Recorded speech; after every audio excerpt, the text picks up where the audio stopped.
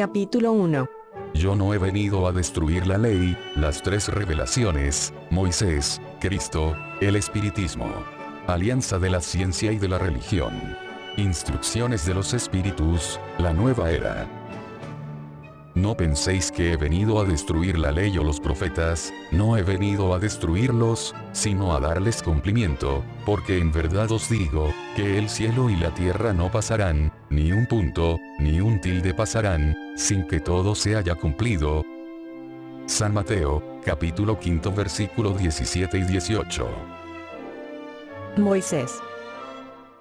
La ley mosaica se compone de dos partes distintas, la ley de Dios, promulgada en el monte Sinaí, y la ley civil o disciplinaria, establecida por Moisés.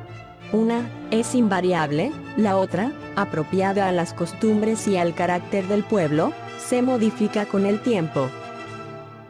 La ley de Dios está formulada en los 10 mandamientos siguientes. Primer mandamiento. Yo soy el Señor tu Dios, que te saqué de la tierra de Egipto, de la casa de servidumbre. No tendrás dioses extraños delante de mí. No harás escultura ni figura alguna, de lo que hay arriba en el cielo, ni de lo que hay abajo en la tierra, ni de lo que hay en las aguas debajo de la tierra. No las adorarás ni les darás culto. Segundo mandamiento. No tomarás en vano el nombre del Señor tu Dios. Tercer mandamiento. Acuérdate de santificar el día de descanso. Cuarto mandamiento. Honra a tu padre y a tu madre para que seas de larga vida en la tierra, que el Señor tu Dios te dará. Quinto mandamiento. No matarás. Sexto mandamiento. No cometerás adulterio. Séptimo mandamiento. No hurtarás. Octavo mandamiento. No levantarás falso testimonio contra tu prójimo. Noveno mandamiento. No desearás la mujer de tu prójimo. Décimo mandamiento. No codiciarás la casa de tu prójimo, ni su siervo, ni su sierva, ni su buey, ni su asno, ni cosa alguna de las que son de él. Esta ley es de todos los tiempos y de todos los países, y por eso mismo tiene un carácter divino. Las demás leyes que han sido establecidas por Moisés, son muy diferentes, obligado a contener por el miedo a un pueblo naturalmente turbulento e indisciplinado, en que tenía que combatir abusos arraigados, y los prejuicios adquiridos en la servidumbre de Egipto.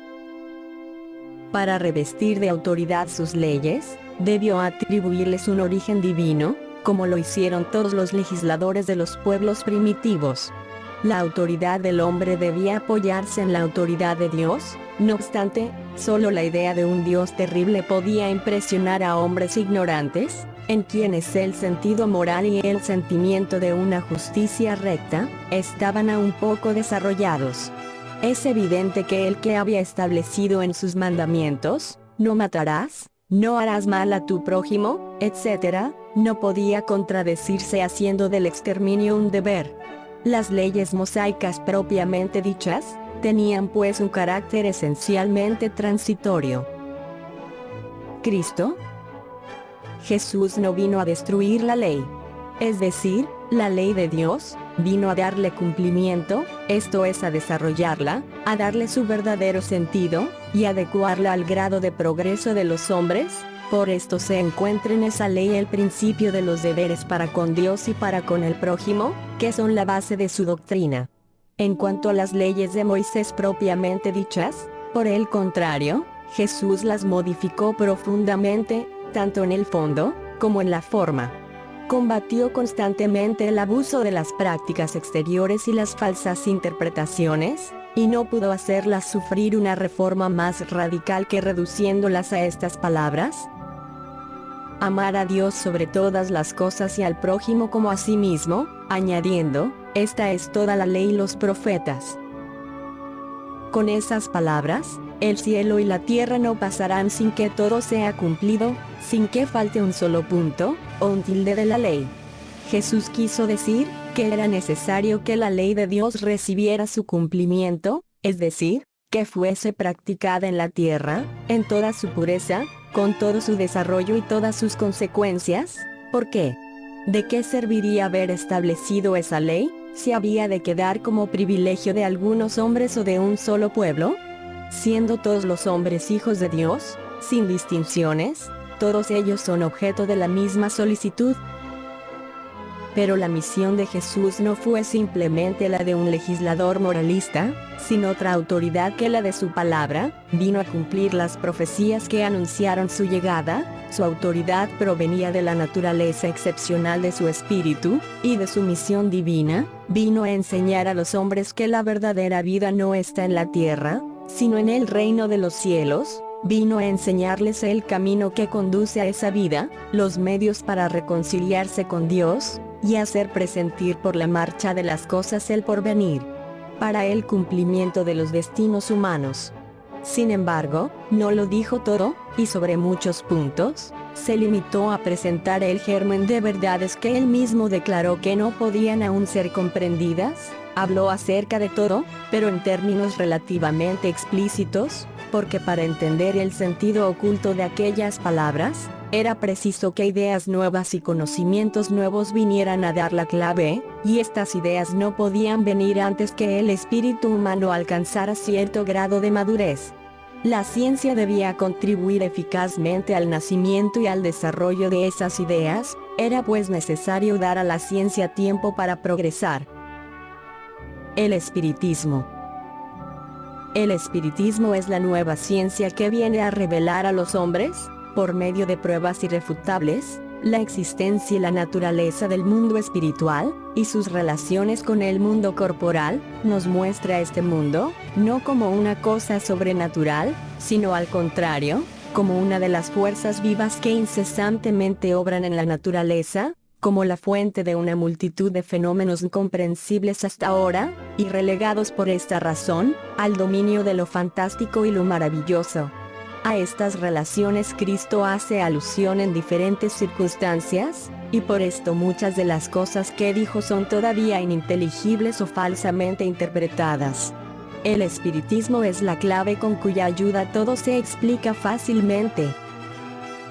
La ley del Antiguo Testamento está personificada en Moisés, la del Nuevo Testamento está personificada en Cristo. El espiritismo es la tercera revelación de la ley de Dios, pero no está personificado en ningún individuo, porque es producto de la enseñanza impartida, no por un hombre, sino por los espíritus, que son las voces del cielo, en todos los lugares de la tierra y a través de una multitud de innumerables intermediarios. El espiritismo es en cierto modo, un ser colectivo que comprende el conjunto de los seres del mundo espiritual, viniendo cada uno a traer a los hombres el tributo de sus luces para hacerle conocer el mundo espírita y la suerte que allí les espera. Lo mismo que Cristo dijo, no vengo a destruir la ley, sino a cumplirla. El espiritismo dice también, no vengo a destruir la ley cristiana, sino a cumplirla. No enseña nada contrario a lo que enseñó Cristo, pero desarrolla, completa y explica, en términos claros para todo el mundo, lo que se dijo bajo la forma alegórica. El espiritismo viene a cumplir en los tiempos predichos lo que Cristo anunció, y a preparar el cumplimiento de las cosas futuras. Es la obra de Cristo, que Él mismo preside, así como a la regeneración que se opera y prepara el reino de Dios en la tierra como igualmente lo anunció. Alianza de la ciencia y la religión. La ciencia y la religión son las dos palancas de la inteligencia humana, una revela las leyes del mundo material, la otra las leyes del mundo moral, pero teniendo ambas el mismo principio, que es Dios, no pueden contradecirse. Si una fuera la negación de la otra, entonces necesariamente una estaría equivocada, y la otra tendría razón. Esto no es posible, porque Dios no quiere destruir su propia obra. La incompatibilidad que se ha creído ver entre estos dos órdenes de ideas, se debe a una falta de observación y al sobrado exclusivismo de una y otra parte. De ahí el conflicto, del que han nacido la incredulidad y la intolerancia. Han llegado los tiempos en que las enseñanzas de Cristo deben recibir su complemento, en que el velo echado a propósito sobre algunas partes de la enseñanza de Jesús, debe levantarse, en que la ciencia deje de ser exclusivamente materialista, y tome en cuenta el elemento espiritual, en que la religión deje de ignorar las leyes orgánicas e inmutables de la materia, y en que ambas fuerzas, apoyadas la una en la otra, y avanzando en armonía, se presten mutuo apoyo, entonces la religión, no siendo ya desmentida por la ciencia, adquirirá un poder indestructible, porque estará de acuerdo con la razón y no podrá oponérsele la irresistible lógica de los hechos. La ciencia y la religión no han podido entenderse hasta hoy, porque cada una mirando las cosas desde su exclusivo punto de vista, se rechazaban mutuamente. Faltaba algo para llenar el vacío que las separaba, un lazo que las aproximase. Este lazo consiste en el conocimiento de las leyes que rigen el mundo espiritual y sus relaciones con el mundo corporal, leyes tan inmutables como las que regulan el movimiento de los astros y la existencia de los seres. Una vez constatadas estas relaciones por la experiencia, se presenta una nueva luz. La fe se dirige a la razón no ha encontrado nada ilógico en la fe, y el materialismo ha sido vencido. Pero en esto, como en todas las cosas, hay personas que se quedan rezagadas, hasta que son arrastradas por el movimiento general que los aplastará, si en vez de seguirlo pretenden oponerse a él. Es una verdadera revolución moral la que se produce en este momento e incide sobre los espíritus. Después de haberse preparado durante más de 18 siglos, alcanza su plena realización y señalará una nueva era para la humanidad. Las consecuencias de esta revolución son fáciles de prever, debe introducir inevitables modificaciones en las relaciones sociales, y no está en el poder de nadie el oponerse a ellas, porque forman parte de los designios divinos, y son consecuencia de la ley del progreso, que es una ley de Dios. Instrucciones de los espíritus. La era nueva. Dios es único, y Moisés es el espíritu que Dios envió en misión para darlo a conocer, no solo a los hebreos sino también a los pueblos paganos. El pueblo hebreo fue el instrumento del que Dios se valió para hacer su revelación a través de Moisés y los profetas, y las vicisitudes de este pueblo tenían el propósito de impresionar la vista de los hombres y rasgar el velo que les ocultaba la divinidad. Los mandamientos que Dios comunicó por intermedio de Moisés contienen el germen de la más amplia moral cristiana. Sin embargo, los comentarios de la Biblia restringirían su sentido, porque si esa moral se hubiese practicado en toda su pureza, no habría sido comprendida, pero los 10 mandamientos de Dios no dejaron por esto de ser su brillante frontispicio, como el faro que debía iluminar a la humanidad en el camino que tenía que recorrer. La moral enseñada por Moisés era apropiada al estado de progreso en que se encontraban los pueblos que estaban llamados a regenerarse, y esos pueblos, casi salvajes en cuanto al perfeccionamiento de su alma, no hubieran comprendido que se pudiese adorar a Dios de otra manera que por medio de holocaustos, ni que se debiera perdonar al enemigo. La inteligencia de esos pueblos, notable respecto de las cosas materiales y aún respecto a las artes y a las ciencias, estaba muy atrasada en moralidad, y no se hubiese sometido al dominio de una religión enteramente espiritual. Les era necesario una representación semimaterial, tal como la que ofrecía entonces la religión hebrea. Así los holocaustos hablaban a sus sentidos, mientras que la idea de Dios hablaba a su espíritu. Cristo fue el iniciador de la más pura moral, la más sublime, la moral evangélica cristiana que debe renovar al mundo, unir a los hombres y hacerlos hermanos, que hará brotar de los corazones humanos la caridad y el amor al prójimo, y establecerá entre los hombres una solidaridad común, una moral que habrá de transformar la tierra y hacer de ella una morada para espíritus superiores a los que hoy la habitan. Es la ley del progreso, a la que está sometida la naturaleza, y el espiritismo es la palanca de que Dios se sirve para hacer avanzar a la humanidad. Han llegado los tiempos en que las ideas morales deben desarrollarse para realizar los progresos que forman parte de los designios de Dios. Deben seguir el mismo camino que han recorrido las ideas de libertad que fueron sus precursoras, pero no creáis que este desarrollo se realice sin luchas. No, esas ideas necesitan, para llegar a la madurez, conmociones y disputas, a fin de que llamen la atención de las masas. Cuando eso se logre, la belleza y la santidad de la moral impresionarán a los espíritus, y ellos se dedicarán a una ciencia que les da la clave de la vida futura y les abre las puertas de la eterna felicidad. Moisés abrió el camino, Jesús continuó la obra, el espiritismo la concluirá. Un espíritu israelita, Mulhouse, 1861. Un día, Dios en su caridad inagotable, permitió al hombre que viera cómo la verdad atravesaba las tinieblas. Este día fue el advenimiento de Cristo. Después de la luz viva, volvieron las tinieblas. Después de las alternativas de verdad y de obscuridad, el mundo se perdía de nuevo. En ese momento es cuando los espíritus, semejantes a los profetas del Antiguo Testamento, os hablan y advierten. El mundo está conmovido en sus cimientos, el trueno rugirá, estad firmes. El espiritismo es de carácter divino, pues se basa en las leyes mismas de la naturaleza, y creed que todo lo que es de carácter divino, tiene un objetivo importante y útil.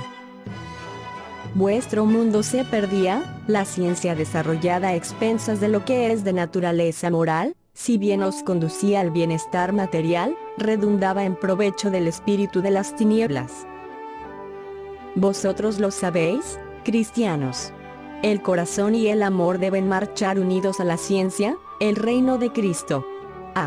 Después de 18 siglos, y a pesar de la sangre de tantos mártires, aún no ha llegado, cristianos, volved al Señor que quiere salvaros. Todo es fácil para el que cree y ama, el amor lo llena de una alegría inefable. Sí, hijos míos, el mundo está conmovido, los espíritus buenos os lo dicen a menudo, retroceded ante el soplo precursor de la tempestad, a fin de que no seáis derribados, es decir, preparaos, y no os parezcáis a las vírgenes locas que estaban desprevenidas a la llegada del esposo.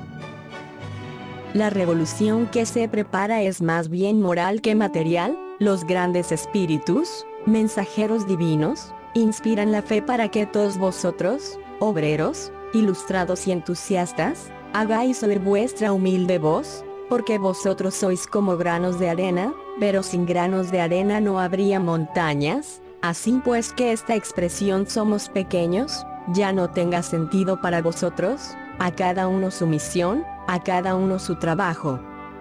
¿Acaso no construye la hormiga el edificio de su república, y los animalitos imperceptibles no levantan acaso continentes? La nueva cruzada ha empezado, apóstoles de la paz universal y no de la guerra, San Bernardos modernos, mirad y marchad adelante, la ley de los mundos es la ley del progreso.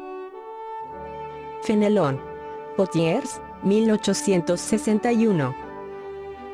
San Agustín es uno de los más importantes divulgadores del espiritismo, se manifiesta en casi todas partes, y la razón de ello está en la vida de este gran filósofo cristiano. Pertenece a esa vigorosa falange de padres de la Iglesia a los cuales la cristiandad debe sus más sólidos cimientos.